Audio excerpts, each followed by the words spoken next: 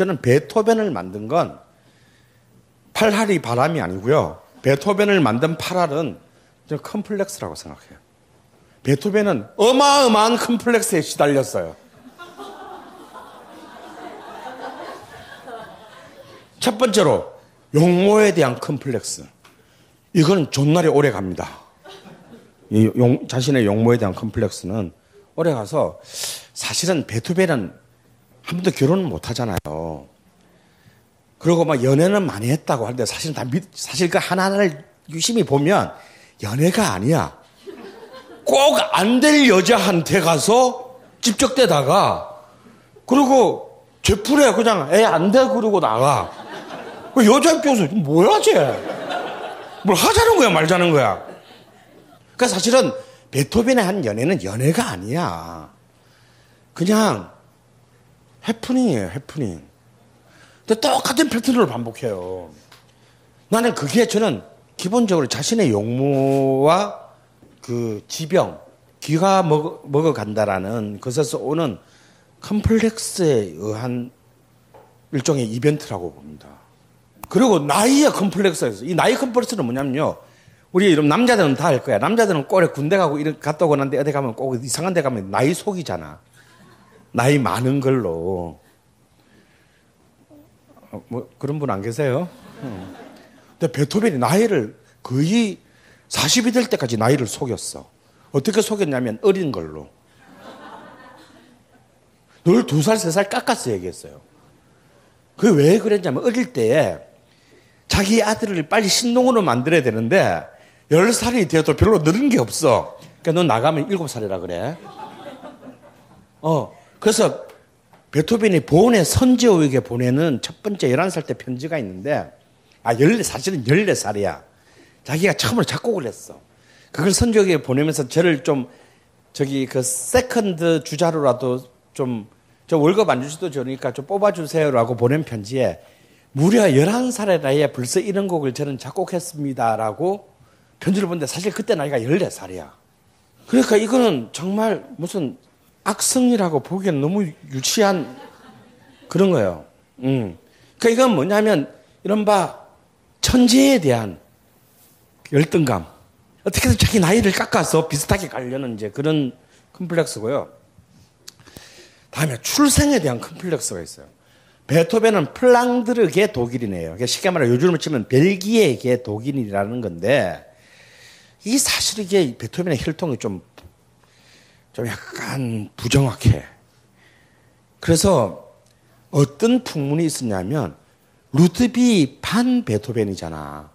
이 판은 폰은 아니지만 이 폰이라는 말에 귀족이라는 것이 알고 있는 독일인들에게는 판이라는 것도 얘가 귀족 가게구나라는 것을 좀 착각하게 만들어요.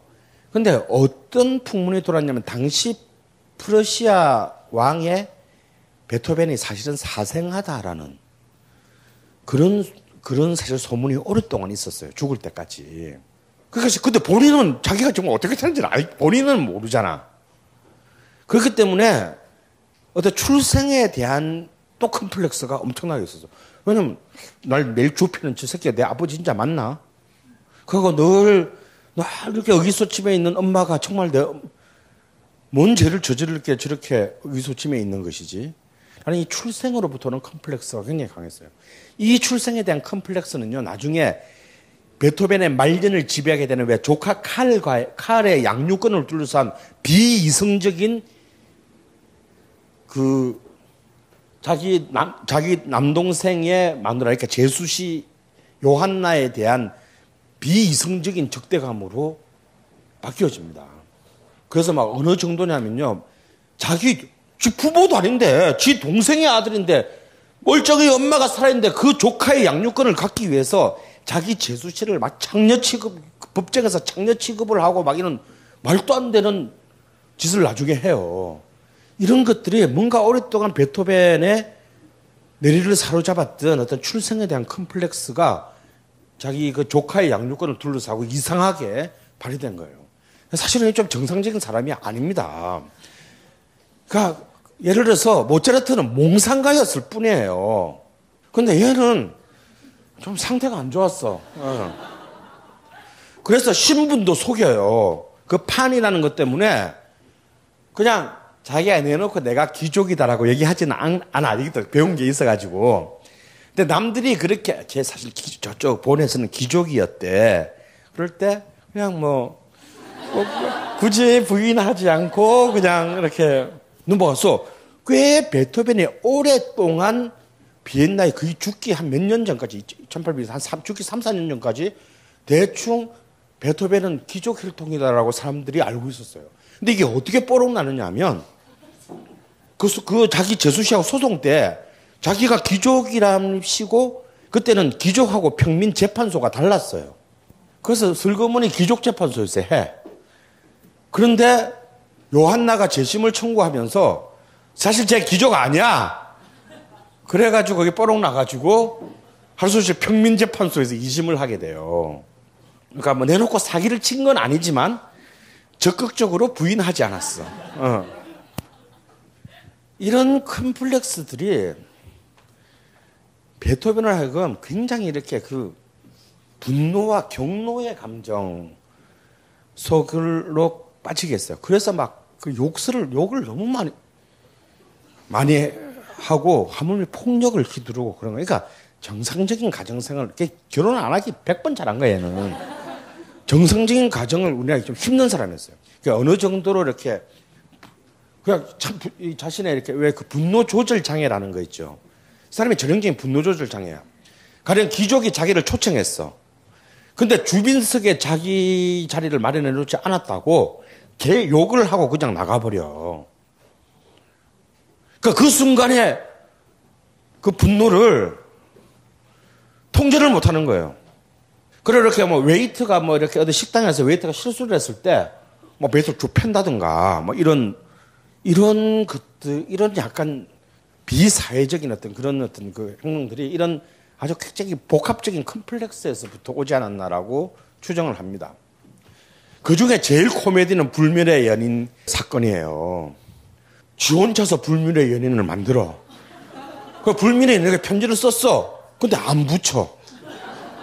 그래서 그의 비서였던 신들러가 그 편지를 남겨놔서 우리가 불멸의 연인이라고 알게 됐는데, 있지도 않은 불멸의 연인을 지가 만들어 놓고 안 붙여놓고 우리는 이제 그 뒤에 퀴즈를 해. 누가 불멸의 연인인가. 근데 실제로 불멸의 연인이라는 영화가 나왔죠. 보신 분 있으세요? 아, 진짜 제가 볼 때 사실 그 말도 안 되는 영화예요. 아마데우스처럼 말도 안 되는 영화지만 그 여자 감독의 상상력이 진짜 놀라워요. 그러니까 이 여자 감독의 상상력은 뭐냐면 사실은 불멸의 연인이 누구냐면 자기 제수씨다 이거야. 그런데 정말 드라마적으로 기가 막혀.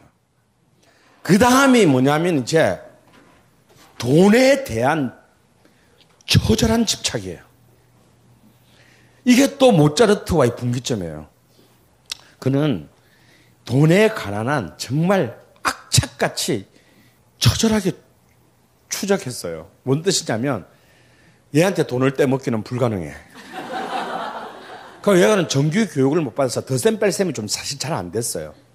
그런데도 베토벤은요 가계부를 썼어요. 평생을. 그래서 베토벤의 가계부라는 책도 나왔어.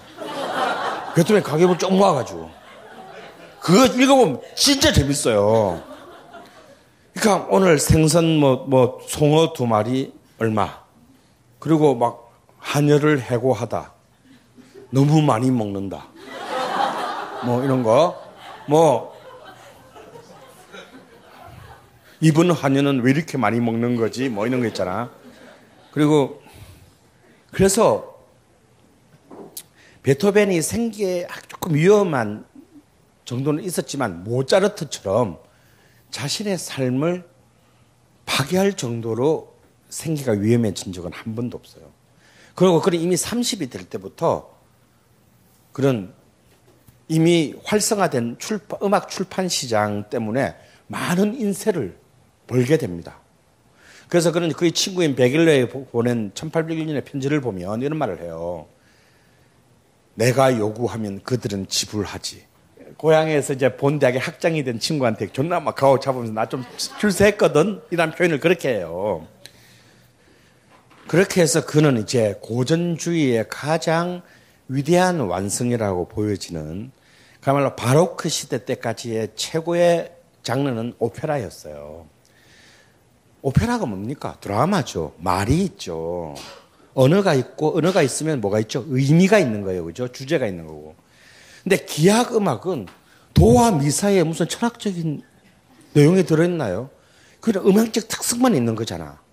그런데 베토벤은 드디어 순수한 기악 음악으로, 기악 음악이 음악의 중심이 돼서 중세 이래부터 그레고리안 성가부터 바로크 시대가 끝날 때까지 음악의 중심은 언제나 인간의 목소리가 들어가 있는 것이 음악의 중심이었어요. 그런데 이제 인간의 목소리가 들어가 있지 않은 모든 악기들의 총합인 교향곡을 드디어 음악의 중심으로 올려놓은 인물이고 그의 9개의 교향곡은 바로 그것의 가장 대표적인 증거물입니다. 그런데 지금은 베토벤의 가장 상징처럼 되는 이 9개의 교향곡은 놀랍게도요. 1801년에 1번이 발표되고 1824년 죽기 3년 전에 마지막 9번째 교향곡이 발표되는 그 순간까지 단 한 작품도 당대의 청중들에게 좋은 소리를 들은 당대의 주류 질서로부터 좋은 평가를 받은 작품은 없어요. 전부 씹었어. 지금 우리가 보면 너무 이상하지만 근데 제일 웃긴 거는 그나마 제일 상대적으로 높은 평가를 받은 작품이 지금은 아무도 안 듣는 1번이라는 거예요. 그 말고의 모든 작품은 전부 비난의 화형대 위에 서게 됩니다. 그런데 우리는 베토벤을 악성이고 고전주의의 완성자이며 낭만주의의 시발자라는 점에서 굉장히 그를 창의적인 최고의 천재라고 생각하지만 그가 가장 일상적으로 중요시하게 여겼던 작업이 뭐냐면 바로 깡촌, 그 비엔나 인근의 깡촌 지대를 돌면서 했던 민요 수집이었다는 사실을 잊어서는 안 돼요. 베토벤의 시선은 언제나 밑바닥 민중들의 멜로디를 주목하고 추적하고 있었습니다. 그리고 그 민요들을 자신의 기악 작품 속에 기가 막히게 끌어들여 성화시켰어요. 격조 높은 교향곡 속에서 사실은 부르조와 귀족의 어떤 그런 숨결을 듣는 것이 아니라 그 선율 뒤에 숨어 있는 그때 당시의 민초들의 목소리를 사실은 끄집어내야 될 거예요. 그는 보온 출신입니다. 여러분, 보온이라는 데가 베토벤의 기지를 쓰는데 굉장히 중요한 단초를 마치 짤스 부르크가 그랬던 것처럼 모차르트에게 줘요. 여러분, 보온은 굉장히 독일에서도 프랑스하고 알사스 로렌 지방하고 가깝고 굉장히 당시에도 지금도 보수적인 지역이에요. 베토벤 시대 때의 보온은 뭐냐면 굉장히 보수적인 독일은 본래 개신교 국가인 지역인데 보온은 가톨릭의 영향이 강한 곳이었어요. 그런데 프랑스하고 너무 가깝다 보니까 이 계몽주의와 프랑스 대혁명이 있는 시간 동안에 그 새로운 진보적인 사조들이 제일 먼저 독일 지역에서 흡수할 수 있었던 거예요. 그래서 독서회가 굉장히 활발하게 만들어졌고 정규 교육을 받지 않은 베토벤이 이런 그 민중들에 대한 자신의 정확한 이념적인 어떤 그 체계가 만들어지게 된 것도 따지고 보면 자기 친구인 베겔러나 바로 옆집의 귀족집이었던 폰 브라우닝의 아들인 슈테판 브라우닝이나 혹은 자신이 존경했던 슈나이더 박사나 아니면 자신의 첫 번째 스승이자 프리메이슨의 보다 더 하드코어 집단의 일루미나티 지부장이었던 작곡가 네페이거나 간에 이 모든 본 사람, 진보적인 본 사람들로부터 받은 영향이 결국은 이 불황아 베토벤으로 하여금 굉장히 진보적인 어떤 그런 그 토양을 만들게 했다는 거예요. 참고로 칼 막스의 고향인 트리어가 바로 본에 가까운 데 있어요.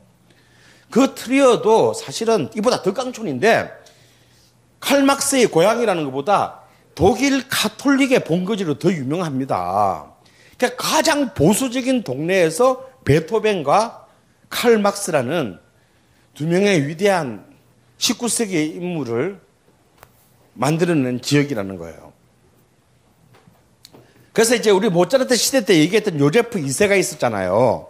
이때 보온의 제후는 누구였냐면 요제프 2세의 밑에 동생인 막시밀리안 프란체예요. 그래서 자기 형답게 형에 이어서 이 막시밀리안 프란체도 굉장히 계몽군주로서 어마어마한 개방적인 정책을 폈습니다. 진보적인 정책을 폈어요. 본에서. 그 보수적인 동네에서. 비록 오페라단은 없었지만 오케스트라도 만들고 도서관을 굉장히 멋있게 만들었어요. 그렇게 해서 많은 사람들이 자유롭게 책을 읽고 이렇게 빌려가고 공부할 수 있게 만들어줬어요. 그래서 이 막시밀리안 프란체 때문에 이 깡촌놈인 베토벤이 하이든이 런던 갔다가 성공을 거두고 돌아오는 길에 여기 들렸을 때 막시밀리안 프란체가 하이든한테 야, 우리 동네에 좀 괜찮은 애 있거든. 네가 빈에 데리고 와서 좀 잘 돌봐줘. 이 막시밀리안 프란체가 후견을 해줬기 때문에 베토벤이 하이든의 제자가 될 수 있었던 거예요. 그래서 이 막시밀리안 프란체는 굉장히 그 베토벤에게 있어서는 그가 프로페셔널 작곡가로 갈 수 있는 첫 번째 디딤돌을 놔줬고 여기에 대한 경의의 표시로 제1번 교향곡을 막시밀리안 프란체에게 헌정합니다. 그래서 그의 첫 스승, 보온에서의 첫 스승이라 할 수 있는 네페로부터 그는 일단 그 계몽주의라는 이제 그 프리메이슨보다 훨씬 하드코어한 일루미나티의 회원으로 가입은 안 했지만 자기 스승이 본 일루미나티 지부장이었어요. 그렇기 때문에 그로부터 그들은 이제 진보적인 사상들을 많이 받았고 그 다음에 이제 정말 그 계몽주의의 기수였고 나중에 어마어마한 이제 그 탄압을 받게 되는 슈나이더 교수로부터 교수와의 독서에서 굉장히 많은 영향을 받았어요. 그러나 그럼에도 불구하고 베토벤에게 있어서 자유라고 하는 것은 아니 베토벤과 그 당시 독일 지식인에게 예술가에게 자유라고 하는 것은 관념으로서의 자유였어요. 프랑스에서는 그게 현실이고 정치고 그리고 정말 운동을 통해서 획득해내야 되는 것이었다면 아직까지 나라가 쪼매난 국가로 이리 쫓기고 저리 찢어져 있는 독일에 있어서의 자유라고 하는 것은 여전히 추상적인 것이었습니다. 그래서 베토벤은 평생을 공화주의자로 살았지만 근데 공화주의자로서 네가 작품 쓰는 거 말고 한 거 있니? 그러면 하나도 없어요. 그러니까 그는 굉장히 그런 점에서는 굉장히 독일적이었다라는 거야. 굉장히 독일적으로 자유를 철저히 자신의 관념적 사유 안에 뒀다는 거예요. 그리고 이제 그의 첫사랑이 바로 본에서 나타나요. 바로 옆집 귀족의 또 딸인 엘레오노레라는 딸이 있었는데요. 자기보다 2살 어렸는데 너무 좋아했어요. 근데 좋아한다는 말을 한 번도 못해. 그런데 이 엘레오노레가 굉장히 이렇게 참 역시 싸가지 있는 계몽귀족의 딸이어서 이 폰 브라우닝가하고는 평생을 가요. 이 엘레오노레의 오빠인 슈테판은 마지막 임종과 그 장례를 다 치러줍니다. 베토벤에. 그리고 그 사람의 이제 그 유산 정리나 이런 것까지 해주고 베토벤이 죽은 다음 해 죽어요.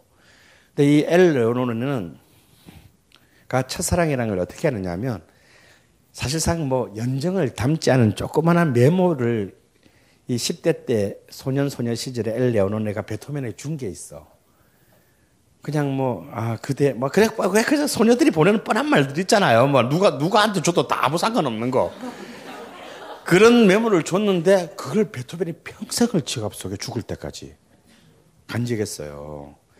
한 번도 뭘 어떻게 해본 적도 없으면서 그걸 평생을 간직한 걸로 봐서 참 희한한 인간이다라는 거고, 더 웃긴 거는 엘레오노레가 자기 제일 절친인 베글레랑 결혼해요.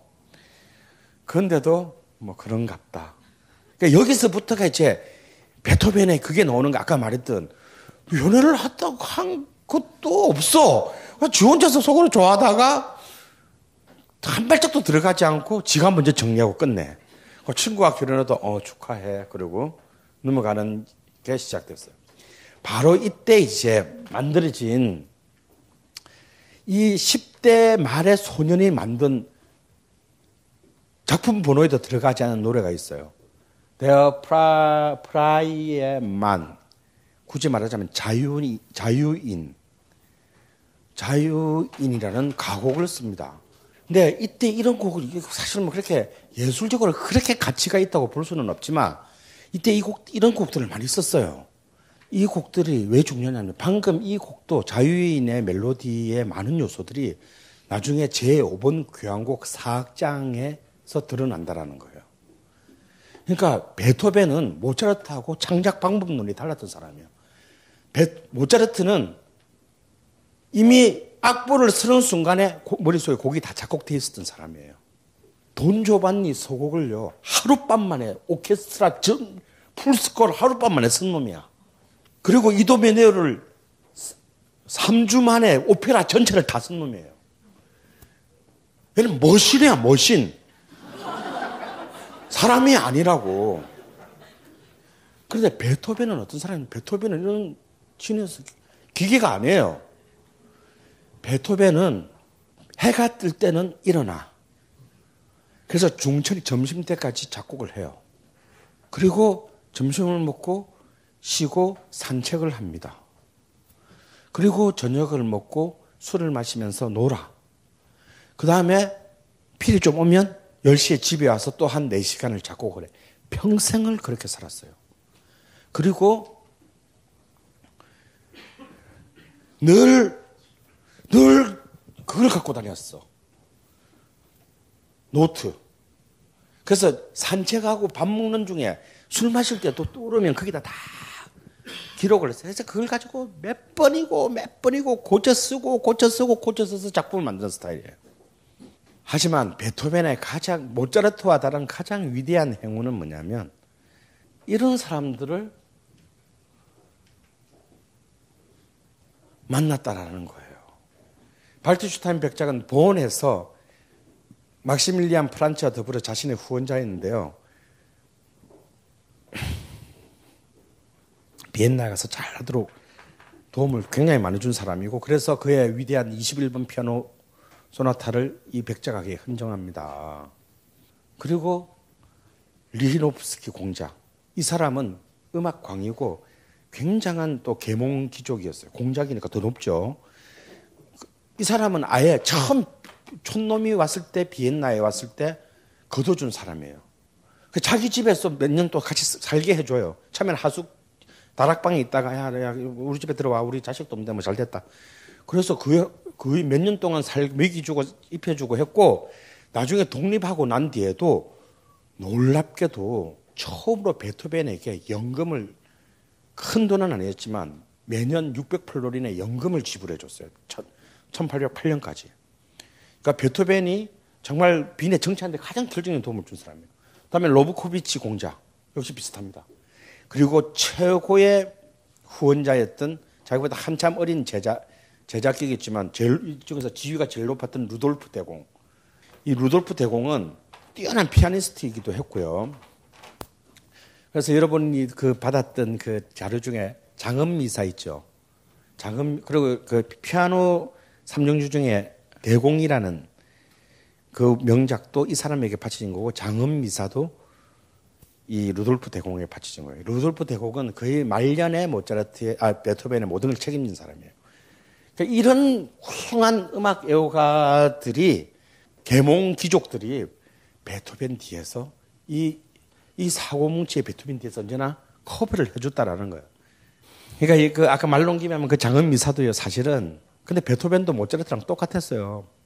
어떻게든 빈 궁정악장 한번 해보려고 했는데 결국 베토벤도 영구히 비정규직으로 끝납니다. 근데 장엄미사를 왜 썼냐면요. 루돌프 대공이 본래 이 루돌프 대공의 아버지는 요제프 2세는 얘를 군인으로 만들려고 했었는데 몸이 약해서 군인이 안 됐어. 그래서 대신 추기경이 됐어요. 추기경이 됐을 때 추기경을 축하하는 음악을 해가지고 자기 후원자니까 루돌프 대공이 있는 교구의 궁정악장이 되려고 이 작품을 만든 거예요. 근데 취임하는 날까지 작품을 완성을 못해. 그래서 납기를 못 맞춰. 저는 장엄미사가 가장 베토벤의 대표작이라고 생각하는 사람이에요. 여러분, 그 곡은 교회에서 연주할 수 없는 미사곡이에요. 교회에서 그런 로큰롤에 가까운 미사를 연주할 수 있겠습니까? 에른스트 피셔라는 미학자가 그랬어요. 장엄미사가 봉헌하는 대상은 신이 아니다. 혁명적 인간이다. 그래서 이 작품은 교회에서 연주할 수 없다. 근데 어쨌거나 이런 굉장히 첨단의 작품을 의뢰했는데요. 자신의 음악 스승이기도 하고 최고의 자기가 후원하는 사람임에도 불구하고 루돌프 대공은 자기 교구의 궁정악장으로 베토벤을 선임하지 않습니다. 뭔 얘기일까요?